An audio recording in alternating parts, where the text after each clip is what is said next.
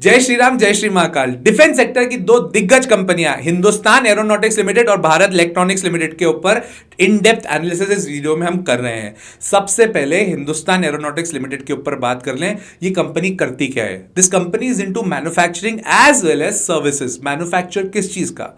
Aircraft as well as helicopters. साथ ही साथ इन्हीं एयरक्राफ्ट और हेलीकॉप्टर्स का रिपेयर एंड मेंटेनेंस भी इन्हीं से करना पड़ता है। 47% of the revenue comes from the services. In fact 46% of the revenue comes from the manufacturing unit. इसके अलावा अब ये नए प्रोडक्ट्स लॉन्च कर रहे हैं, नए एयरक्राफ्ट लॉन्च कर रहे हैं, जिसमें तेजस MK1A एक दिग्गज प्रोडक्ट है। साथ ही साथ लाइट कॉम्बैट एयरक्राफ्ट और ध्रुव हेलीकॉप्टर्स को ये लॉन्च कर रहे हैं। इन्होंने यूएस की जनरल इलेक्ट्रिक कंपनी के साथ में काफी कोलैबोरेशंस किए हैं, जिससे दोनों कंपनी के लिए विन विन सिचुएशन क्रिएट होती है। साथ ही साथ FY24 में 186 IPR इंटेलेक्चुअल प्रॉपर्टी राइट्स इन्होंने रजिस्टर करने के लिए अप्लाई किया है, जिससे इनका IPR एक बहुत बड़ा असेट होता है बैलेंस शीट में, वो उसकी भी वैल्यू बढ़ेगी, which is a very positive point actually. Order book इनके पास है 94,000 करोड़ का, जबकि एक साल का रेवेन्यू इनका 31,000 करोड़ है। इफेक्टिवली कहना मैं ये चाहता हूं कि यहां पर इनके पास में 3 गुना ऑर्डर ऑलरेडी है जो ये एक साल में कर सकते हैं, विच is again a very positive point. Next point के ऊपर बात करें जो मुझे बहुत पॉजिटिव लगता है, that is company debt free है। देयर इज नो डेट, कोई लोन नहीं है इनके ऊपर, तो कोई ब्याज देने की बात ही नहीं है, तो ऑटोमेटिकली प्रॉफिट जितना कमा रहे हैं वो शेयर होल्डर्स के लिए कमा रहे हैं। Again a positive point. Next which is very important, return on equity 28.4% का रिटर्न ऑन इक्विटी है। और तो और वर्किंग कैपिटल की जो रिक्वायरमेंट इनको 62 डेज की पड़ती थी, अब 37 डेज की पड़ रही है। मतलब जो 2 महीने इनका पैसा अटका हुआ रहता था, अब वो 1 महीने के करीब करीब अटका हुआ है। कैश फ्लोज बेटर होते जा रहे कंपनी के।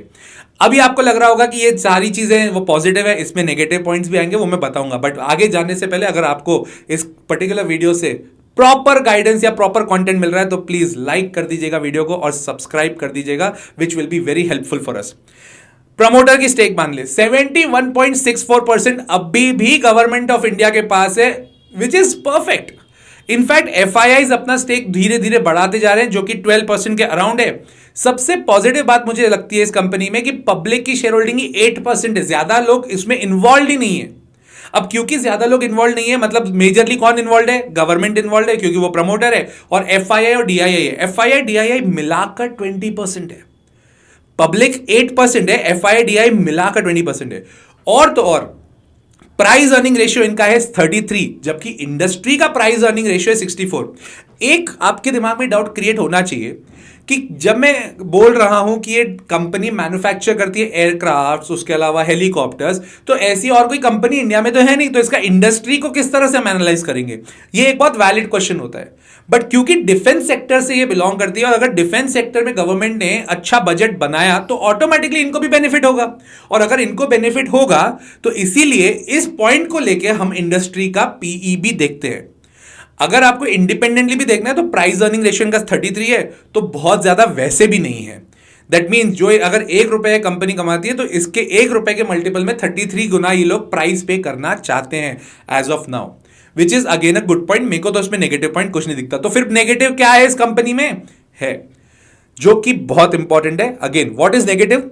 This company is highly dependent on ministry of defence. इसका मेजर जो रेवेन्यू है ना, वो मिनिस्ट्री ऑफ डिफेंस से आता है। किसी भी प्रकार या किसी भी टाइम पर अगर गवर्नमेंट ने बोला हम अभी शांति चाहते हैं, हमको आजू बाजू में शांति चाहिए, हम डिफेंस पे ज्यादा खर्चा नहीं करना चाहते, इस कंपनी का डाउनफॉल चालू हो जाएगा। बट इतना आप भी समझते हैं क्या? एज ऑफ नाउ जो इंडिया की कंडीशन है, पाकिस्तान, चाइना, बांग्लादेश, श्रीलंका, मालदीव्स में भी अभी प्रॉब्लम चालू हुआ, तो क्या इंडियन गवर्नमेंट डिफेंस पर खर्चा कम करने की बात करेगी? मुझे नहीं लगता। बट यस, स्केप्टिसिज्म से अगर देखा जाए तो इसको एक बार पॉइंट को वैलिड माना जाता है। मार्केट का सेंटीमेंट अगर नेगेटिव हुआ तो ही इस पर्टिकुलर कंपनी के लिए नेगेटिव होगा। एट टाइम्स क्या होता है, मार्केट में एक्सपेक्टेशन बढ़ जाती है कंपनी को लेकर। जैसे क्वार्टरली रिजल्ट्स आते हैं तो क्वार्टरली रिजल्ट्स में हम एक्सपेक्ट करते हैं ये कंपनी के रिजल्ट्स बहुत अच्छे आएंगे, अच्छे आते हैं, बट कंपनी जो मार्केट एक्सपेक्ट कर रही थी उसके अकॉर्डिंग नहीं आते, तो वहां से शेयर नीचे गिरने लग जाता है। अगर मार्केट की ज्यादा एक्सपेक्टेशन के कारण ओवर प्राइस हो गया तो ही इसके लिए प्रॉब्लम है, अदरवाइज स्टेबल कंपनी है, कोई ज्यादा प्रॉब्लम नहीं है। और मुझे एक पर्टिकुलर रिस्क लगती है which is critical risk for this company, क्योंकि ऑर्डर साइज आपकी सेल से 3 गुना है, तो आपको यह समझना पड़ेगा कि every quarter they need to deliver their orders. जो ऑर्डर उनके पास है, डिलीवरेबल्स कितने, एग्जीक्यूशन ऑफ द ऑर्डर कितना है, दैट इज क्रिटिकल। और वो क्रिटिकल बेसिस पे अगर मैं देखूं तो वो रिस्की मुझे लगता है। अगर इन्होंने डिलीवरेबल नहीं दिए, मतलब जो इनके पास ऑर्डर थे उनको बराबर डिलीवर नहीं किया, तो इनके पास रेवेन्यू नहीं आएगा, और रेवेन्यू नहीं आएगा तो इन कंपनी की हालत खस्ता हो जाएगी। अगर सरकार चेंज होती तो इसके ऊपर एक क्वेश्चन मार्क आता। इसीलिए 4 जून को एकदम तेजी से ये कंपनीज 20-20, 25-25% गिरी थी, यही पॉइंट पर कि अगर सरकार चेंज होती है तो हो सकता है जो रुझान आज की तारीख में सेंट्रल गवर्नमेंट का डिफेंस को लेके, हो सकता है नई गवर्नमेंट में उतना रुझान ना हो, तो इनके लिए प्रॉब्लमैटिक होता। अब अगर इसके सपोर्ट की बात कर ले, 3850 इज अ क्रिटिकल सपोर्ट, बार बार उसको टेस्ट करके वापस ऊपर चला है। 3850 इज अ स्ट्रॉन्ग सपोर्ट। तो ये हमने बात करी किसकी, हिंदुस्तान एरोनॉटिक्स लिमिटेड की। And let's move towards BEL, Bharat electronics limited. 1954 में रजिस्टर हुई है कंपनी, मतलब काफी पुरानी कंपनी है। ये कंपनी करती क्या है? This company is into manufacturing and supplies of electric equipment to defence. Electric equipments की पूरी कंपनी है जो डिफेंस को देते हैं। एग्जाम्पल इसमें क्या क्या आ जाएगा, रडार आ जाएंगे, सिक्योरिटी सिस्टम्स आ जाएंगे, ये सारा काम करती है ये कंपनी। अब इसमें पॉजिटिव पॉइंट क्या है, सबसे पहले 76,700 का इनके पास ऑर्डर बुक है, जबकि इनका सेल्स 21,000 का है। 21,000 करोड़ का सेल्स एवरी ईयर ये लोग करते हैं, बट ऑर्डर बुक 76,000 करोड़ है। 3.5 गुना तुम्हारे पास ऑर्डर बुक है, विच इज गुड। मतलब इनके पास अगले 3-4 साल का काम करने के लिए तो पैसे, मतलब काम करने के लिए ऑर्डर्स तो है ही है। 9 मैन्युफैक्चरिंग फैसिलिटी है, जिसमें से बैंगलोर और गाजियाबाद 2 मेन जो मेजर फैसिलिटी है वो ये दोनों कंपनीज की है, मतलब ये दोनों एरियाज में, लोकेशन में है। एक बहुत इंपॉर्टेंट बात यह है कि इसका रेवेन्यू कंसिस्टेंटली बढ़ रहा है, तो ऑटोमेटिकली प्रॉफिट आफ्टर टैक्स भी कंसिस्टेंटली बढ़ रहा है। अब क्योंकि ये दोनों बढ़ रहे हैं ना, तो पॉजिटिव लगता है मुझे। आपके दिमाग में क्वेश्चन आना चाहिए, सर आपने ये दोनों कंपनीज के बारे में क्यों बोला, मजगांव डॉक के लिए क्यों नहीं बोला? तो अगर आपको मजगांव डॉक के ऊपर एक डिटेल्ड एनालिसिस चाहिए, so do comment Mazagon dock, I will definitely make a video on that also. फिर आपको दिमाग में क्वेश्चन आना चाहिए, सर GRSE का। देखो GRSE, कोचिन शिपयार्ड, इन सब का बिजनेस सेटअप अलग है। इनका प्राइस अर्निंग रेशियो भी मुझे बहुत ज्यादा बेहतर नहीं लगता। फंडामेंटली अगर मैं डिफेंस सेक्टर की बात करूं तो मुझे ये 2-3 कंपनीज ही पर्सनली पसंद आती है, बिकॉज इनके फंडामेंटल्स बहुत स्ट्रांग है। अब अगर इनकी डेट के ऊपर बात करें, भारत इलेक्ट्रॉनिक्स पे वापस आ जाते हैं, डेट फ्री है, और डेट फ्री कंपनी मुझे पर्सनली बहुत पसंद आती है। रीजन बहुत सिंपल है, ब्याज देने का झगड़ा नहीं है, जितना कमाया वो किसके लिए, शेयर होल्डर्स के लिए। प्रमोटर गवर्नमेंट ऑफ इंडिया के पास अभी भी 51% है। इस कंपनी में FIIs और DIIs भरपूर खरीदी कर रहे हैं, दोनों को मिलाकर 37% उन लोग के पास है। 37 उनके पास, 51 प्रमोटर के पास, तो बचा कितना, 11-12% बचा, वो पब्लिक के पास है।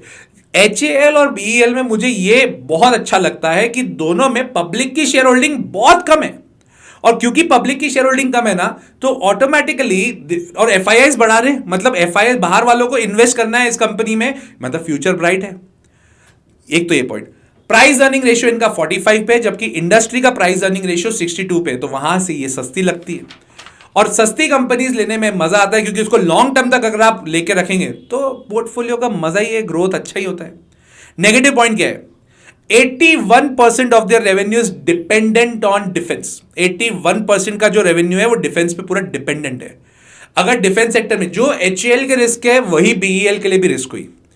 आउट ऑफ दैट 15% का नॉन डिफेंस, मतलब सिविल, जो हम सिविल लोग हैं, हम लोग के पास है, जिसमें स्मार्ट सिटी की बात कर लें, स्मार्ट सिटी का पूरा कॉन्ट्रैक्ट भारत इलेक्ट्रॉनिक्स लिमिटेड लेती है, तो मतलब 15% इनका नॉन डिफेंस रेवेन्यू आता है, 81% डिफेंस रेवेन्यू आता है, और 4% इनका है export. Because it is highly dependent on defence, तो रिस्क एक फैक्टर ये है। अगर आपको लगता है कि नहीं, मेरे को तो डिफेंस में आई एम वेरी बुलिश, मेरे को लगता है डिफेंस में गवर्नमेंट का रुझान कम होगा ही नहीं, तो ये कंपनी आप ले सकते हैं अगर आपको लेना है। This is not a buying or selling recommendation, this is complete analysis on these companies. अब सपोर्ट के ऊपर बात कर ले, 260 से 270 के बीच में इसके पास बहुत स्ट्रॉन्ग सपोर्ट है। जब भी कंपनी का शेयर प्राइस वहां पर आता है, एकदम से बाइंग आने लग जाती है, विच इज क्वाइट पॉजिटिव। तो ये दोनों कंपनीज के ऊपर आपको इन डेप्थ एनालिसिस खुद भी करना है. Don't take it as buying or selling recommendation. Do consult your financial advisor also for this particular matter if you want to invest in this companies or not. और मुझे comment करके जरूर बताना. सबसे पहली चीज, अगर मजगांव डॉग के ऊपर आपको वीडियो चाहिए तो उसके लिए कमेंट करिएगा. और आप बताइएगा अगर आपके पास HCL और PEL है, so do comment, do subscribe and like this particular video if you like the content also. जय श्री राम, जय श्री महाकाल.